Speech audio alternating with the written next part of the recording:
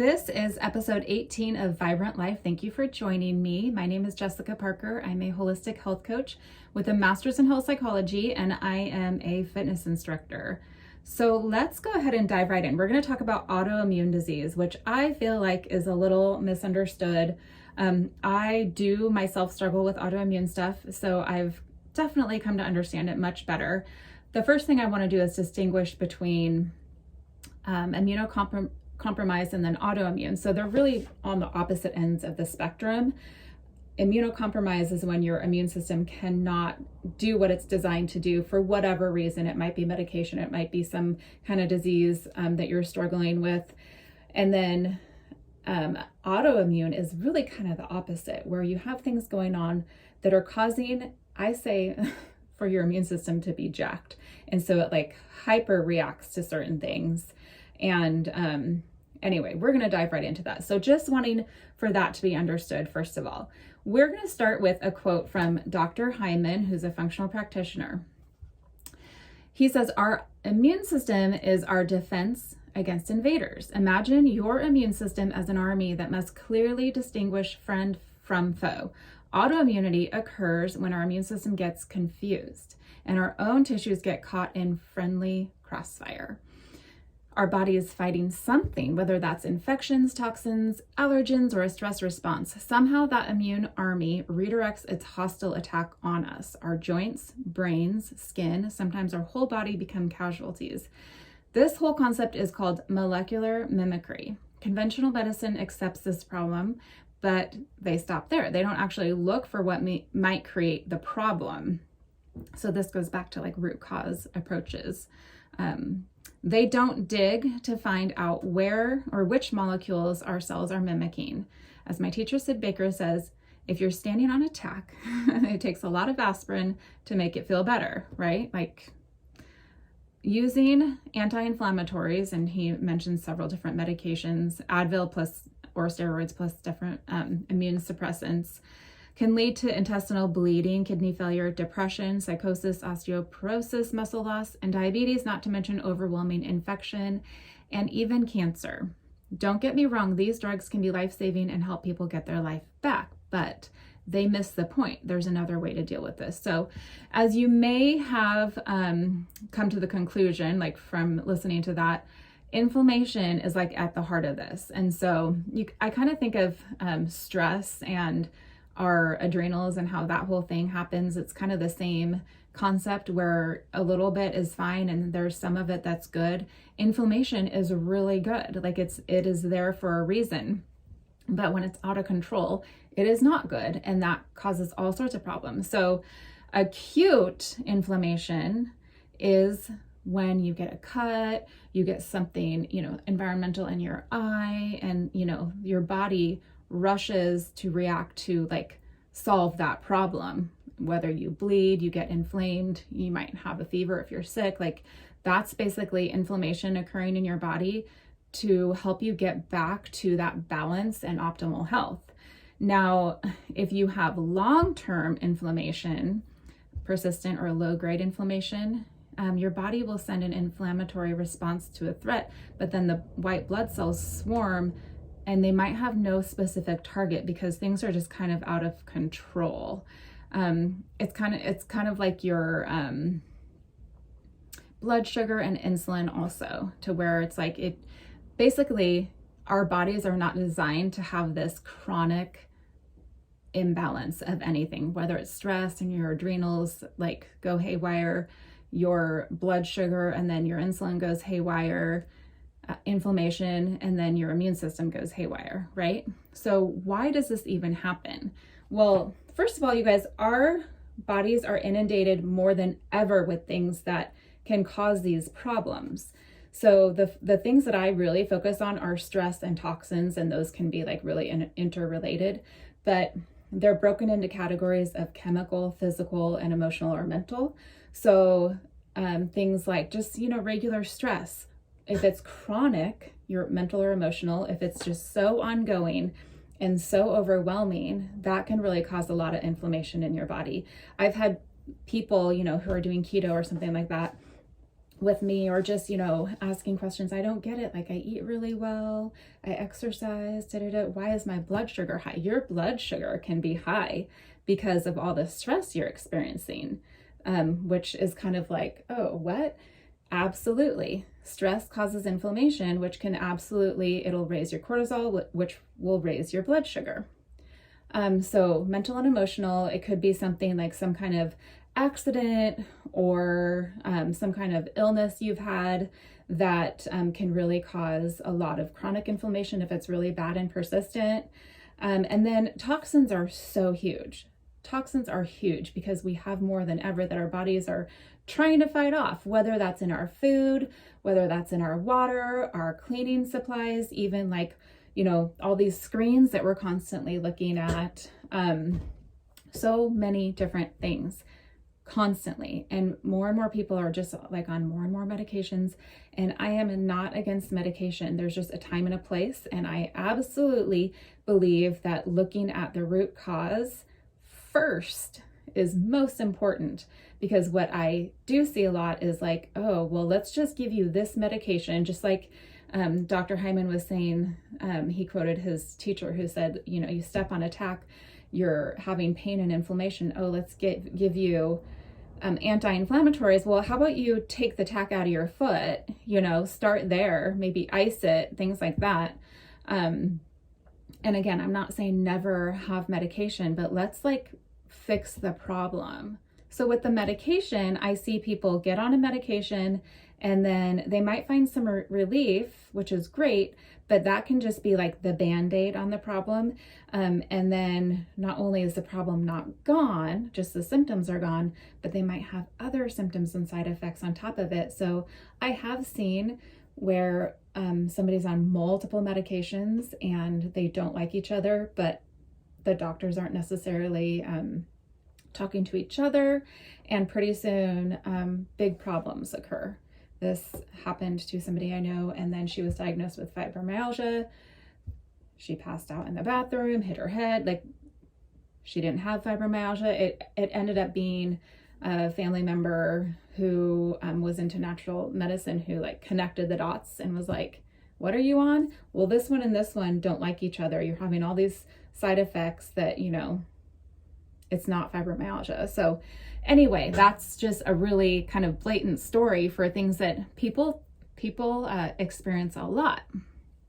Anyway, so moving on, I will tell you, so personally, I have some autoimmune stuff. I relate it to mercury toxicity from my amalgams, which I'm not going to go deep into that right now. If you have any interest in learning more about that or have some individual questions, please reach out to me. I do have a plan to have those safely removed. You cannot just take them out with a regular dentist. It's highly toxic. I have symptoms of MS, and MS can be caused by mercury, or it can mimic. Mercury can mimic MS. So anyway, I have worked really hard over the past couple of years to manage my symptoms, and I feel like I do a really good job, because when it first hit, it was horrible. It was absolutely horrible, and I never understood autoimmune stuff before, ever, because I didn't experience it, so I didn't know what people went through. Well, it's really interesting. I'll say that. And it's one of those things that's really frustrating, because people can't see it. And so you're experiencing these things internally, and it really impacts your daily energy. It can impact things that you're used to doing that you can't necessarily do anymore. It can impact your mood, your hormones, like so many different things. And those things impact it. It's like this vicious cycle. So things that I have done, because with autoimmune, you guys, we get a quote diagnosis and it's like, oh, okay, like, you know, lupus or arthritis or something like that. And you focus on that one area of your body. The thing is, you have to go back to the inflammation, and what is occurring is inflammation systemically that just happens to target a certain area. Why it targets that area has to do with what is causing the inflammation, your own genetic, you know, certain weaknesses, a number of things. I mean, who even knows? But the best thing that I have found is for you to really focus on getting inflammation down in your life. And that comes from stress, that comes from toxins, that comes from gut health, that comes from so many different things. So these are the things that I personally do. There's a term called body burden, and it's really like the toxicity. I would put stress in there too. Stress is a toxin that your body is having to deal with every day. So I just think of like reducing that load. So think of a needle and just think of it getting to where it needs to be, and what little things can you do to where you're really pushing that needle to where it needs to be. So some of the things that I do, sauna. There is a place in town that uses infrared sauna. So not just a regular sauna, but infrared sauna, where it's going to like penetrate deep into your system and tissues, and it's not just sweat. Sweat is great, but I don't think that you're detoxing as much as you think you are. Now, if it's helping you relax, do it. But if you're wanting a little more, then I would recommend looking into infrared or near infrared sauna. Stress relief is huge. Obviously, I keep on touching on that, but that is huge, huge, huge. So I have learned, and it's very hard for me, but I have learned that no is not a 4-letter word. I have learned that I have to have certain priorities. I know my body's energy level, and I just know where I have to say no. I used to be an early riser and work out like just so hard, so often, and those are things that have changed. Thankfully, I work from home, so I don't have to get up at the crack of dawn, because for me, which can be typical for people with autoimmune stuff, sleep is difficult. And so I end up finally getting into a good sleep, usually in the morning. And so not having to wake up super early and not just bouncing right out of bed actually helps my body have better regulation throughout the day, I have found. I mean, that's been huge, huge, huge. I'm slower to like really get up and going. I make sure that if I do have to get up and go somewhere, I give myself plenty of time to really warm up. And in the summer, I go have my coffee out on our deck in the sun every morning, every single morning that I can. That really helps me. I mean, obviously vitamin D is really, really great for your immune system. Most people with autoimmune are low and struggle to get their vitamin D where it needs to be. That's the best place to get vitamin D. Absolutely. It's actually the sun helping your body to create its own vitamin D. So that works really well. That can really actually help your circadian rhythm as well. So if you're getting sunlight first thing in the morning, then it can help you like have that energy you need, and then your circadian rhythm can kind of normalize. That's another thing. You know, a lot of people with autoimmune stuff have adrenal issues, and it can cause, you know, you to like have a really hard time in the morning, maybe struggle throughout the day with your energy, and then in the evening you're like, bing, I'm awake, my mind's going crazy, and that's not what you need. You need rest. So morning sunlight is a really, really good one. Getting one of those boxes, the light boxes, I would recommend if you're in an area where you just don't have a lot of sun all the time, if it rains a lot, or in the winter, absolutely. So the appropriate amount of exercise is next. Now, this was a real struggle for me because I was a huge runner. I've been into health and fitness for years and years, and it's been something that's really helped me personally, like manage stress over time. Like it's been my thing. It's been my passion. And so when I started really struggling, running was something where my body was like, heck no. Like it was I had to kind of go through a grieving process. And so every once in a while now I will run, but my body really doesn't like it. When I say that, it's not like it's uncomfortable. It can be okay, but then I'm like flatlined after that. And so if you exercise and your body after is so tired, and I'm not talking tired you need to nap, I'm talking you feel this physical fatigue, that is a sign that it's too much for you. Don't do that. I actually recently went to a class with a friend, and I kind of knew better, but I was like, it'll be fine. And I had taught Pio the night before, and then I trained with my personal trainer in the morning, who's amazing at keeping things like challenging enough, but low key where it needs to be. But anyway, I had a training session that morning, and then I'm like, sure, I will go with you to this class. Well, I'm never going to that class again. Not because of the class, but because my body cannot do the like high intensity stuff. My body just was like, screw you. I did go home and take a bath with a lot of Epsom salt. I do that after every class that I teach. And then I just took it easy for the rest of the weekend. And so I did struggle, but it wasn't as bad as like in the past when I didn't know better. So anyway, so having the appropriate amount of exercise, please exercise, please, please, please exercise. Your body needs it.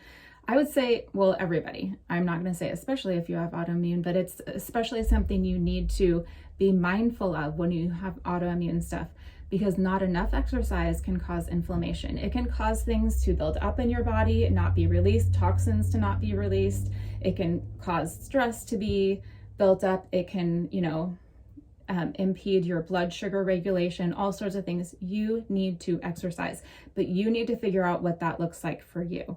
Absolutely. If it's walking, walk. If it's, doing yoga or cycling or whatever, maybe hiking is your thing, whatever, do that. Don't feel like, don't ever compare yourself. Don't even compare yourself to yourself. That's something to where I've had to do that in terms of like, okay, running is not where I'm at, maybe someday, maybe after I take care of my amalgams and detox, maybe I'll be able to again, but I don't know. And I'm okay with that. I wasn't okay with that, but I'm okay with that now because my long-term health is more important. And I love how I feel now when I'm paying attention and regulating all of this. So less toxins, obviously. I used to be like, oh, you're that person, when people were just so, over cautious about toxins or whatever. Well, now I get it. And I know that by reducing my overall body burden, so I'm paying attention to ingredients in the products that I use and my food, I know that I'm giving my body more of a chance to be able to have optimal health. So I do pay attention to what's in everything: laundry detergent, cleaning supplies, hair stuff, makeup and skincare, all of it. And even candles and stuff like that. I use essential oils, all the things. So, if you have any questions about that, I do have a toxin-free living group. So, for women. So if you're interested, then let me know and I will, send you a link for that. That's on Facebook. So less toxins. And I'm not perfect. I am not perfect. There are times when, sure, I have a little bit, whether it's something that I'm using or something, that I eat or whatever, but it's one and done, because I know how my body is. And you guys, when you remove toxins from your life or reduce your body burden, then you realize how they impact you. It's just like somebody who's been kind of a sugar addict, who, if you've ever done something where you're like, okay, I'm going to take it out even for a little bit, and then you have it again, you realize how crappy you did feel and you realize how your body reacts. It's kind of like very eye-opening. Gluten is one I feel like everybody should take out, and that's something that's tied to glyphosate, which is Roundup, and it's in everything. And that's one reason I really feel like our bodies react so much to gluten in our country, because other countries don't use it like we do, and gluten isn't necessarily that big of a problem for them. Anyway, but I definitely avoid that, and I have noticed, again, it's kind of like that sugar thing, that my body feels better. I feel less inflamed when I'm staying away from it, and it can really impact your thyroid and hormones. So I just don't think it's necessary. I do, like, diet is a huge thing for me. I tend to be more like low carb keto. I feel so much better that way. I feel like my symptoms stay lower that way. I do upper cervical chiropractic care, so that your upper cervical is your neck. It's the top two vertebrae, the one and the two. And it is so easy to have to get out of alignment. I honestly think that everybody should go.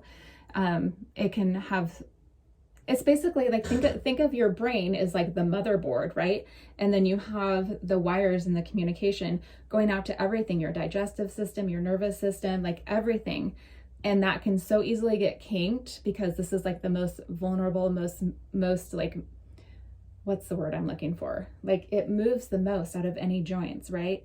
And yet it's connected to your brain. Oh, it's kind of crazy to me. But anyway, so I do that regularly. My son does that regularly. And I have felt like that has been a huge thing. When I was initially trying to figure things out with how do I manage my symptoms, that was one of the biggest things in terms of getting my energy back. And again, I don't run and stuff like that, but I mean, I was tanked for a while there. It wasn't even about like, can I run? I couldn't do anything, you know? Anyway, so upper cervical chiropractic care. I know there are other chiropractors who do, you know, the neck stuff, but I am very particular. It made me a little nervous. And so I found somebody who specifically just does the upper cervical spine. And he is a little bit of a drive. It's like an hour drive, but now I go once a month and like, it's so worth it. Gentle detox is really good. You have to be careful. Be very careful. And if you can work with a functional practitioner for your specific, like whatever toxins you have, I would highly recommend that. I have found with MS symptoms, I have to be very careful. I have tried things like people say, well, cilantro is such a good heavy metal detoxer. So in the beginning, I was like, yeah, I use essential oils and I have cilantro essential oil. So I used some and yeah. Mercury, if that's something that you deal with, loves your brain. And if you pull something out of your brain, but don't pull it all the way out of your body, you can recirculate it and it can cause severe problems. And it did for me. I can't do things like zinc because that makes my immune system go crazy. And then I get those symptoms and it can really impact my brain. It gets very scary actually. So I'm not trying to say, don't do anything, don't try anything, but just depending on what you're dealing with, make sure that it's appropriate for you. Again, functional practitioner is something that I would highly recommend. And then supportive supplements. So things like electrolytes, which I've been talking a lot about. If you have toxins in your body is going to burn through nutrients way faster because it's obviously trying to metabolize this crap out of your body, and it might be just this ongoing process. So like for me, I've mentioned before that I tend to be low on potassium, and so I'm always drinking my electrolytes every day because I also struggle with sleep. I also exercise, you know, it's hot right now. Those are also things that reduce or burn through your electrolytes faster. So I just stay on top of it. And if you guys haven't listened to those last couple of episodes, I highly recommend you do. So those are the things that I do personally. And there are, I'm going to link, I have a relationship with this lab to where you can order your own labs if you're curious about certain things like glyphosate, if you're curious about heavy metals, if you're curious about mold, there is like, you can order your own labs if you feel like, okay, I just kind of want to know. And then the whole detox thing is a separate step. If your doctor will do this for you, or if you have a functional doctor, then go for it. But these are things where you can just order it. You go to a lab near you, do whatever you need to do. Because it's not just blood always. Sometimes it's hair, sometimes it's other things, urine. And then they email you the results. So it's really great.